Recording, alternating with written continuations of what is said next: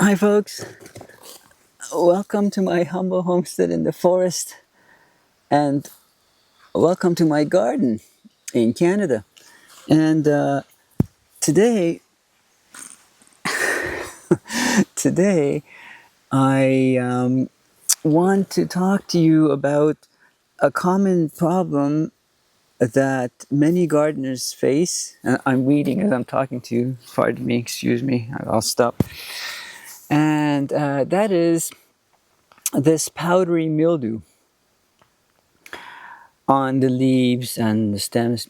And you might you might be thinking, well,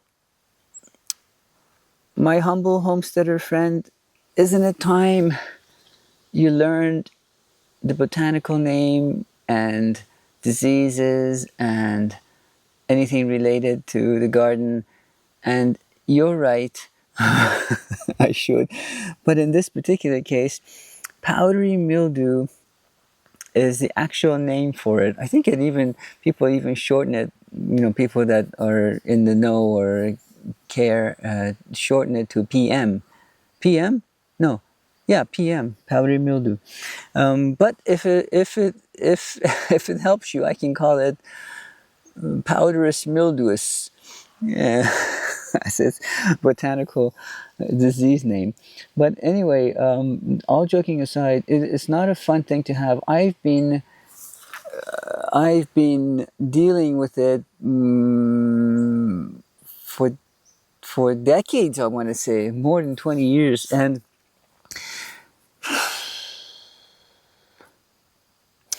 honestly, there isn't a lot.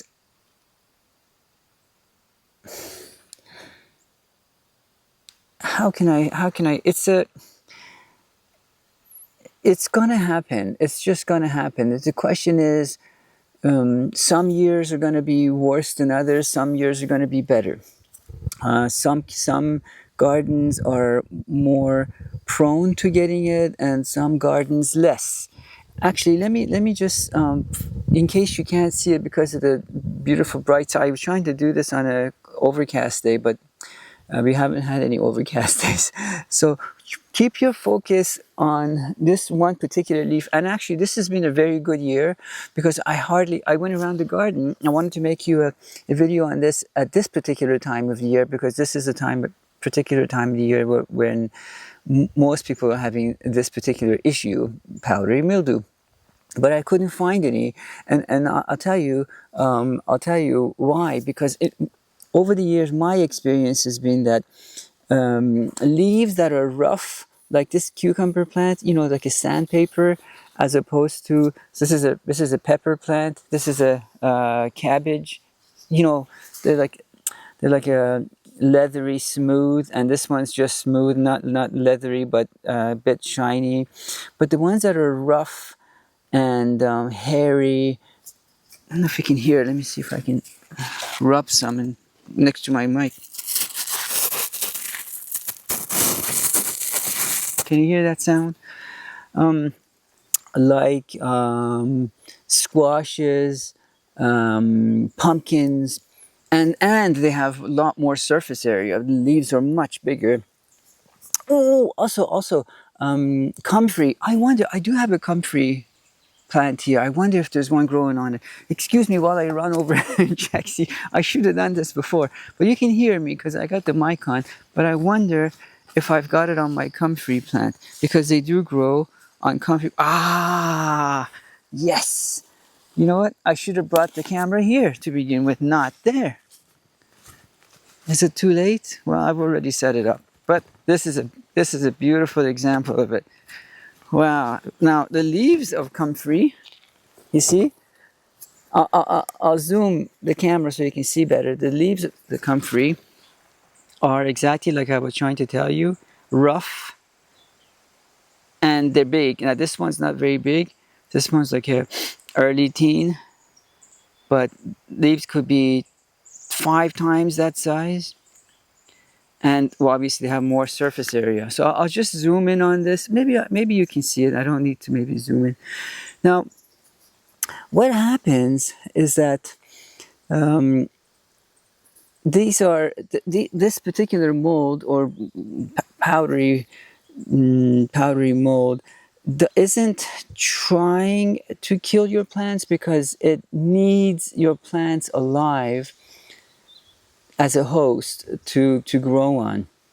That said, it can do considerable damage, and damage it can do to your plants are in ways of, say, covering the surface so much such that when you look at the back, for instance, that it can grow on the back too, but there isn't any growing on the back of this one yet, or maybe it may not because it doesn't have the surface roughness or whatever. It can stop completely the photosynthesis process. So the plant isn't able to make food, well, it's going to die. But more advanced cases of this is when it can actually grow on the stems of your plants, like in this particular case, cucumber or tomatoes, or even excuse me, excuse me, excuse me. Jeez, the sun. By the way, folks, did you know that this condition that I have is called achoo? When I can't, the bright sunlight makes me sneeze. I don't have a cold or anything, but anyway, it can grow on the stems. Like I said, rough surfaces. I found, whereas it's not. I'm looking at my cabbage plant stems and nothing on them, or this sweet pepper plants, nothing on them. Look around me.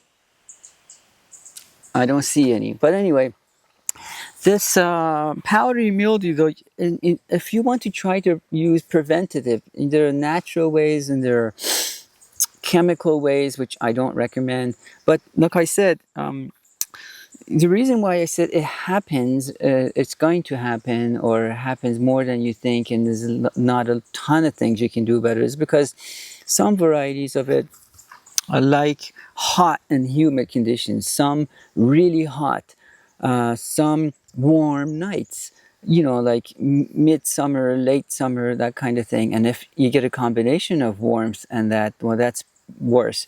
Now, one thing that I've noticed is that this powdery mildew doesn't like a sort of the sun's really beating. I'm going to sneeze again.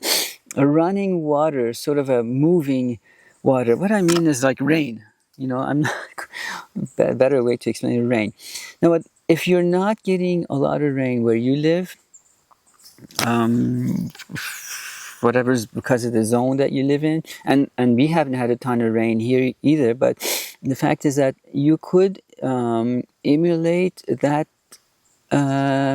sort of a condition by running your hose over them, like spraying water over them, so to rinse them off. But the thing is that you also have to be careful not to do it at night or even dusk, because what you're doing inadvertently, because it is summertime, it's summer when these things are growing, is that you're creating that sort of a hot, humid condition for overnight, or moist condition where they actually like. So it's almost like you're helping them. So do it maybe in the morning, like now is about 9 o'clock-ish. Do it in the morning, and then it'll rinse off these spores, and then it would have time in the morning for them to get killed off by the sun or not come back. I don't know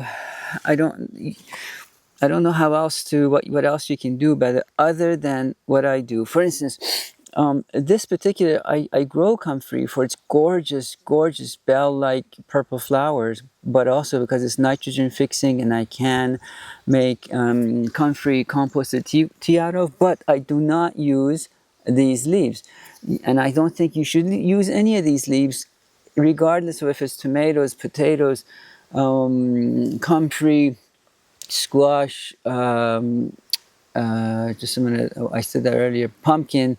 When you get those leaves, I would remove those leaves. And I know you're thinking, if you're anything like me, you want to put them in your compost. But if you're also anything like me, that you're not, I don't want to say, I'm trying very hard not to say anal or OCD, but I'm not as I don't care enough. I'm not a purist composter. So like, make it really hot and turn it and make sure. I just compost like a regular person composts. Like maybe a little bit more rigorous than a regular person, but not much. And so if you're like me, don't put these in your compost. There isn't going to be enough heat for it to kill these things. So you have two choices. You either burn these, you put them into like a metal barrel, or in your compost in your fire pit, and burn them if you're allowed to, if you don't have a fire ban where you live at the moment. Or you can put them in your garbage can, and then send them off to be incinerated wherever the garbage goes in your neck of the woods to get incinerated. So what I mean is, don't put them in the compost, because I don't know enough, but I don't want to take a chance of them growing in your compost, because some compost can get moist and humid and hot, which is again the right conditions for these guys to grow. Anyway, I hope this was helpful to you.